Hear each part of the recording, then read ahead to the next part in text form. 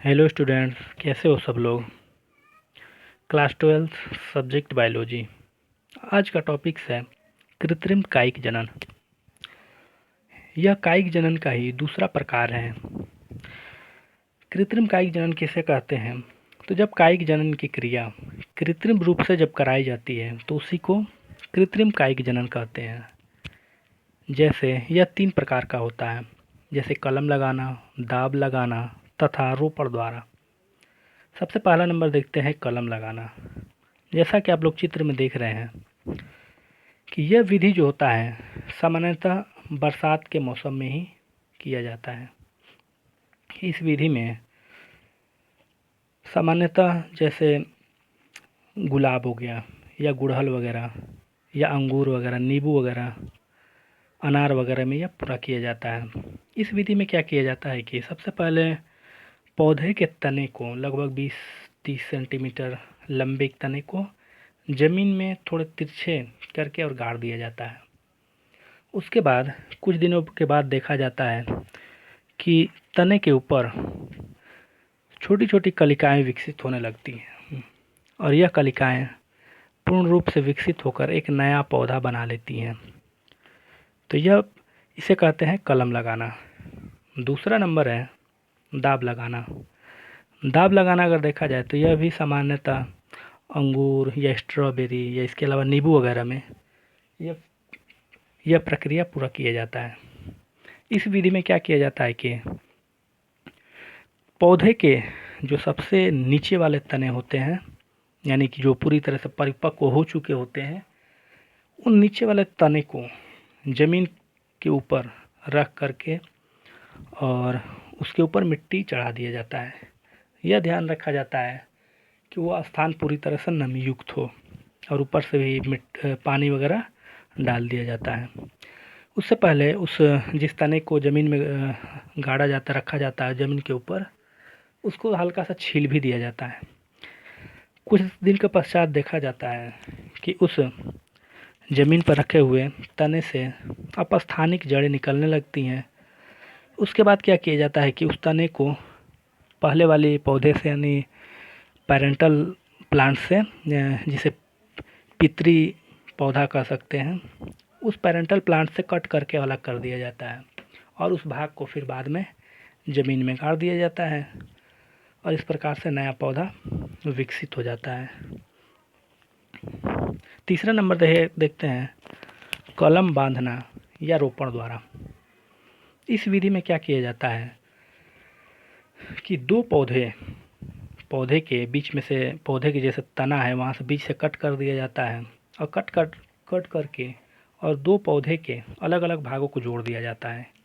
जैसे पौधे का निचला भाग जिसमें जड़ शामिल होता है, उस जड़ वाले भाग को ज़्यादातर सामान्यतः देसी पौधों से लिया जाता है जो कि रोग प्रतिरोध क्षमता वाले होते हैं, और जो ऊपरी वाले जो भाग होते हैं, पौधे का तने का ऊपरी वाला भाग जो होता है, वह सामान्यतः विदेशी या विकासी कहें या हाइब्रिड कहें, उस वाले पौधे को भाग को वहाँ पर बांध दिया जाता है, रस्सी वगैरह से बांध दिया जाता है और फिर बाद में वह पौधा विकसित हो जाता है और विकसित होकर नया पौधा बना लेता है।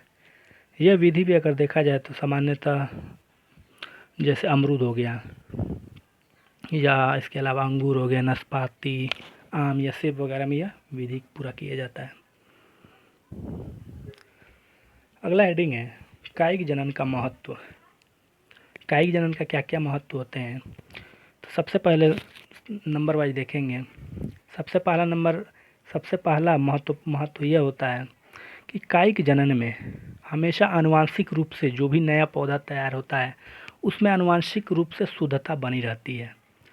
अर्थात कहने का मतलब ये है कि इस कायिक जनन द्वारा उत्पन्न पौधे में किसी भी प्रकार का नया लक्षण उत्पन्न नहीं होता है।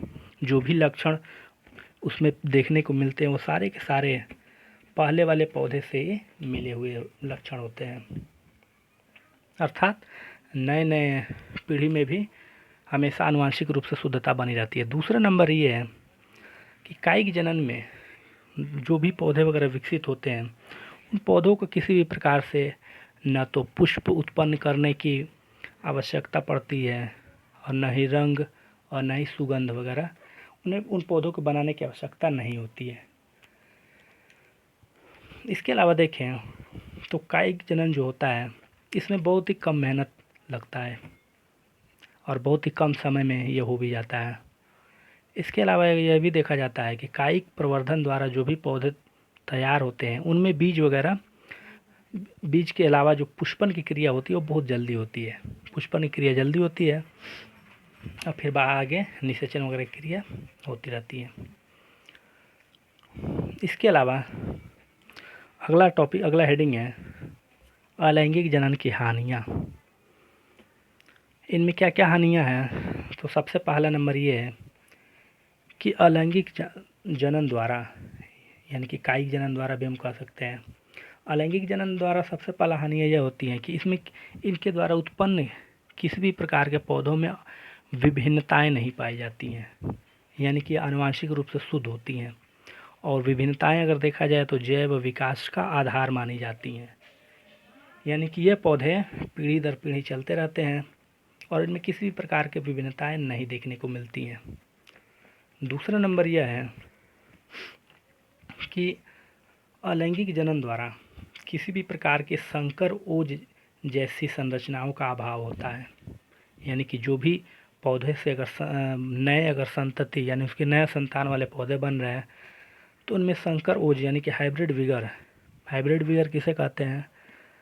तो जब कोई नया संतति यानी नया कोई पौधा उत्पन्न होता है उसमें कई प्रकार के जब संकर लक्षण यानी कि नए नए प्रकार के लक्षण होते हैं उसी को ही संकर ओज कहते हैं। तो इस प्रकार का संकर ओज या फिर हाइब्रिड विगर जैसी संरचनाएं नहीं देखने को मिलती, यानी कि पौधा पूर्ण रूप से आनुवंशिक शुद्ध होता है, यानी अपने पहले वाले पौधे के अनुसार ही होता है।